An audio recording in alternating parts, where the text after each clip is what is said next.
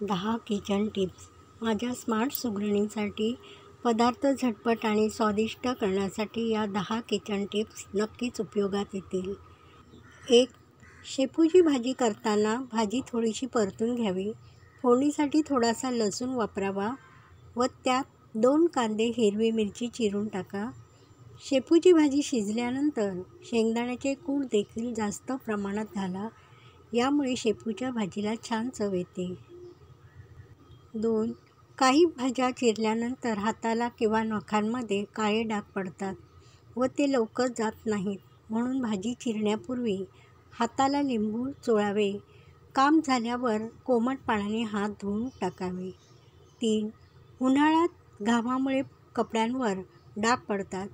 अशा वेळी बेकिंग सोडा व लिंबाचा रस एकत्र करून डागावर थोडेसे घासल्यास डाग निघून जातात. 4. लघवीला जळजळ होत असल्यास चमचाभर धणे कपभर पाण्यात भिजत घालून सकाळी ते पाणी गाळून प्यायल्याने लघवीला साफ होते आणि जळजळ होत नाही. 5. उष्णतेमुळे जर कोणाचे तोंड आले असेल तर एका केळ्याची पेस्ट तयार करून त्यामध्ये अर्धा चमचा मध मिक्स करून खाल्ल्याने लवकर आराम मिळतो. 6. कापूर हा हवेच्या संपर्कात आल्यानंतर बारीक व्हायला लागतो आणि संपतो. असं होऊ नये म्हणून नेहमी कापूरच्या डबीमध्ये थोडेसे तांदूळ टाकून ठेवा. 7. तुम्ही घोरण्याच्या आवाजाने त्रस्त झाला असाल तर 2 ते 3 थेंब खोबरेल तेल घोरणाऱ्या व्यक्तीच्या नाकामध्ये टाकावे. यामुळे घोरणे बंद होते. 8. साठवलेल्या मलईचे लोणी काढताना बर्फाच्या पाण्याचा वापर करावा. लोण्याचा गोळा लगेच तयार होतो.